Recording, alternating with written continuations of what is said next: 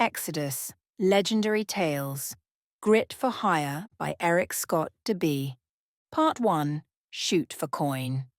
The gunslinger made a face as she unbuttoned her leather jerkin. No self-respecting gunslinger would ever dress like this on the job. Not like that.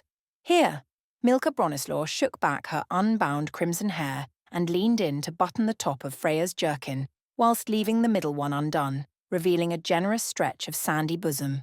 Don't move, hold that pose. Remember, you're selling a fantasy, not reality.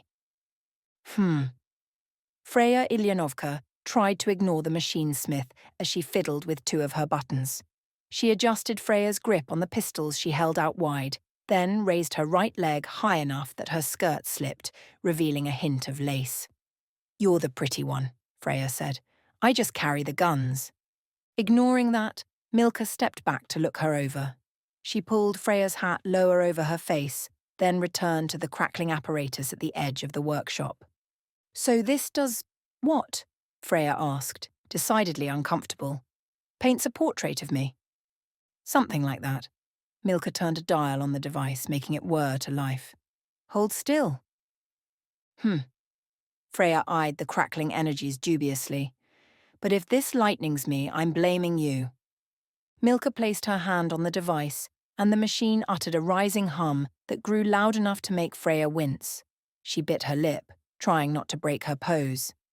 If she didn't need the coin, she never would have agreed to this, old friendships notwithstanding.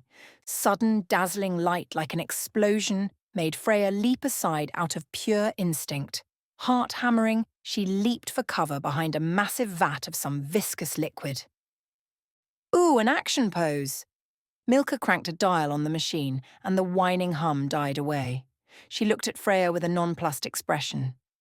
"Jumpy, are you?" "Oh, very nice." The gunslinger slid her weapons back into their holsters. "Did it work?" "Let's see."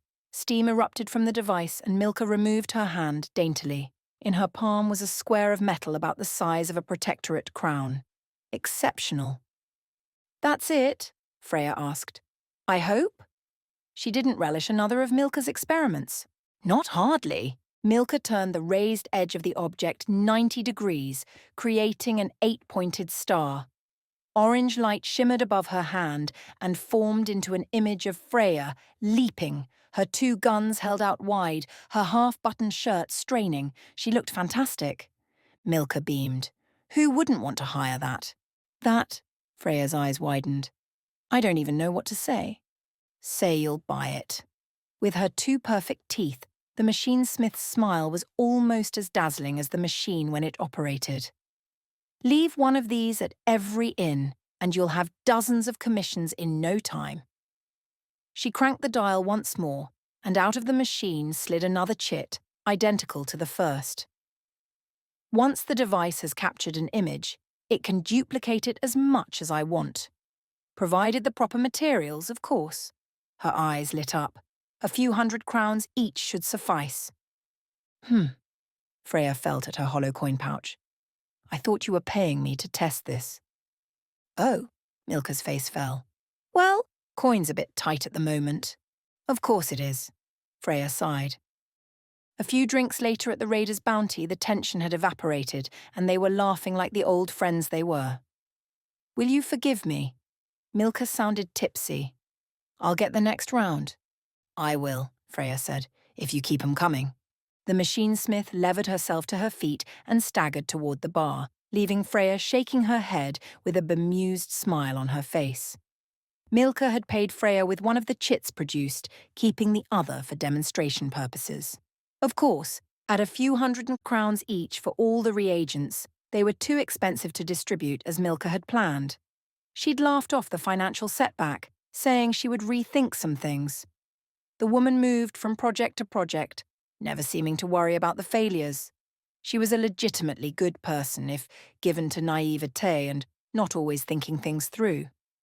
Freya envied that sense of security. She'd known from an early age that her own life would never be so simple.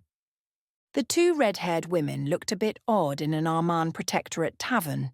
With her fair skin, Milka at least looked similar to an Arman at a distance. but her bright green eyes and burning desire for order and structure gave her away as a Narcian émigré. Freya remembered Milka with straw-coloured hair, but she dyed it crimson to, ironically, make herself less distinctive.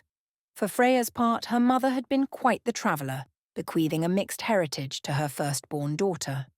A Khymer father had gifted Freya with reddish eyes and sandy skin, and of course her own fiery red hair. Her half-brother Oleg was a full-blooded Armen, and their little sister was something else.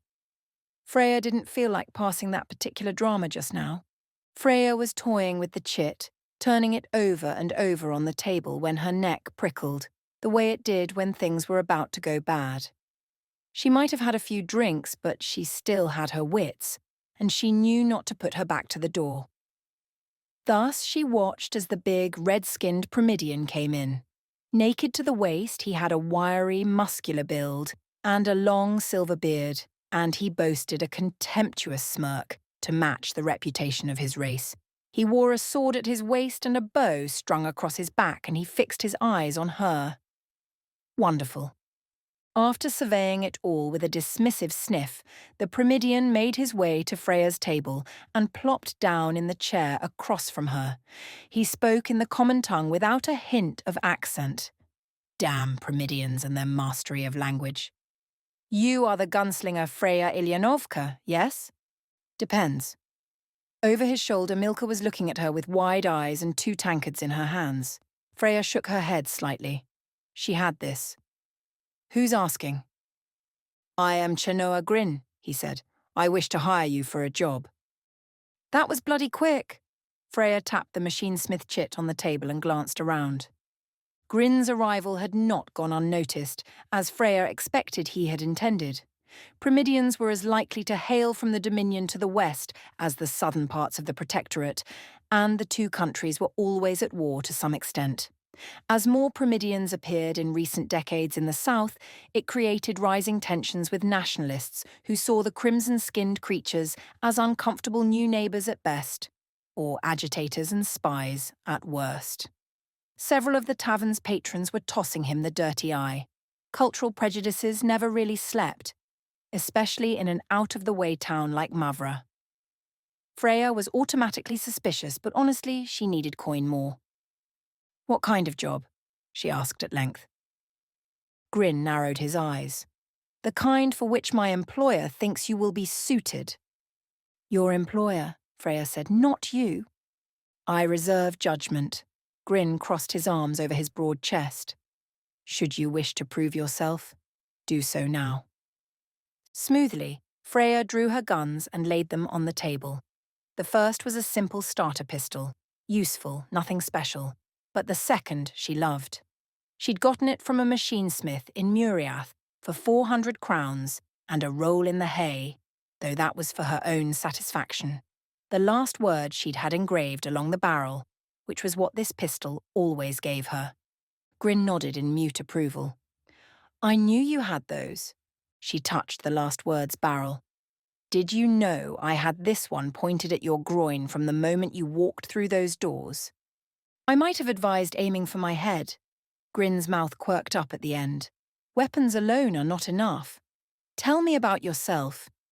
Maybe I'd rather talk about you, Freya said. For instance, why you came to me unarmoured, wearing a sword you obviously rarely draw, and slung with a bow you don't have the calluses for. You have the build of a labourer, but the skin of a dandy. How perceptive, he said. Can you hazard a guess on what it all means? You're certainly not a warrior, she said. Perhaps you're a scholar of some kind. That made Grin smile wide. Worse, he said. I know a little about everything, and I talk about it in great detail. I tell sweeping epics of the vast, forgotten history of Exodus, the conclusion of which leaves my audience weeping tears of joy and sorrow. So you're a bard? Wonderful. Freya shook her head. You're here alone. So you're either extremely brave or foolhardy. Both, perhaps. She nodded at the purse attached to his belt. You don't have nearly enough coin to afford me, unless you're paying in something more valuable than crowns. He opened the pouch and poured the contents on the tabletop between them, a collection of small, sparkling gemstones, rubies, fire agates, pale sapphires, even an amethyst. Freya would hardly call herself an expert, but she estimated the stones to be worth much more than their weight in silver. "So the coin is there, the job is solid," Freya said. "Is there something else?" Grin adopted a contemplative expression. "But even the greatest, most noble of women and men have been undone by greed and their own desire for showmanship," he said. "Witness." Not philosophical at all, but practical. Other eyes had fallen upon their interaction, and when the gemstones appeared, that scrutiny became action. There were 4 of them, 2 rough-and-tumble Armon fellows who looked one empty belly away from becoming vagabonds. A twitchy-looking, knife-wielding tiefling, or Jevet as they called themselves, who licked his lips as he slinked toward them, and a wide-eyed woman holding a crossbow in one unsettlingly steady hand.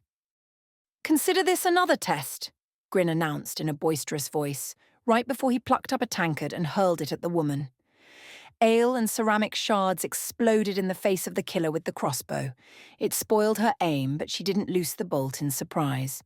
A professional, then. Wonderful. Freya leaped out of her chair up onto the table even as one of the lumbering hulks lurched for her from behind. She rolled over the table, scooping up her pistols as she went. Too bad she didn't have a third hand to grab those stones too, and came up with a full-force whip to the tiefling's face. The wiry creature managed to twist with the attack to catch only a glancing blow on the cheek, but it was still enough to send him staggering back. She heard the smack of flesh on flesh, and saw Grin elbowing one of the men in the throat. He was reciting some epic poem in a language she didn't know, but first ones be burned if she didn't feel oddly inspired. The oddity of it all was just too much, and she felt a laugh bubbling up inside her. The big brute she'd dodged before came lumbering around the table, but Freya danced out of his grasp, the skirt of her duster fluttering through his fingers. She trained her favourite gun on his face, and his dark eyes went wide. She saw glinting metal past his shoulder, however, the crossbow wielder lining up a shot. Diving aside, Freya fired the last word with a thunderous report just as the woman loosed. A quarrel slashed past her face, and she heard it rip through the trailing edge of her leather coat. The woman's aim was off because she'd flinched behind cover as Freya's own shot broke a piece out from one of the common room's support pillars. Unfortunately, in the distraction, the big man got hold of Freya's feet and held her flat on the table. The tiefling loomed over her with some sort of scythe-bladed axe. It wasn't just a brawl anymore, it was kill or die. Her kind of fight. Freya trained her starter pistol down along her trapped leg and fired blind, making blood spatter her legs and hand. The man roared in pain and the pressure on her feet vanished, letting her roll aside just in time to avoid the axe head that buried itself in the table. If either of her pistols had been loaded, she might have shot the tiefling in his face as he sneered down at her. Instead, she whipped him again, this time splattering his nose across his cheek. He sagged backward, blood trailing, and hit the floor with a groan. This bought Freya a moment, and she looked past her feet to see Chenoa Grin pounding the blood from the face of the other big Armon. The Primidian wore a dazzling red smile as he told of a mighty fray, punctuating each punch with the name of a great hero of Exodus legend. Freya caught only bits and pieces of the tale, but it was a stirring one. Her 2 opponents dealt with, Freya rolled right and dropped her pistols in favour of another pair in her sleeves, which she fired in quick succession at the crossbow wielder, who had just peeked out from behind cover. Splinters exploded from the common room pillar, along with a string of curses from the woman behind it. Things had not gone as she'd planned. "What's the matter, lovely?" Crouching, Freya set down her pistols on the table and drew the third pair slung across the small of her back. "Outgunned." "Burn you, you... The woman's words cut off in a teeth-chattering shock, and her body went taut as a wire. She fell sideways out from behind the pillar, her crossbow clattering to the floorboards. Freya covered her for a breath, then drew a bead on the pillar she'd used for cover. Milka Bronislaw stepped out from behind the pillar, energies crackling around the mechanical device on her left arm. "By the blood," she said. "I didn't know it'd do that exactly."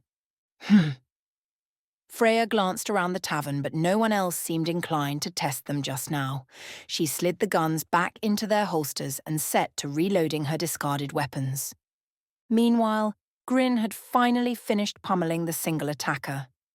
He looked around and saw that Freya had dispatched 2 on her own and a third with help. He smiled, an expression made grotesque considering the gore on his face. "Not bad," the Primidian said. "For a human." Freya slid a fresh cartridge into the last word. "When and where do I meet you?" she asked. "Dawn tomorrow. Pack for a long journey." He nodded to her guns.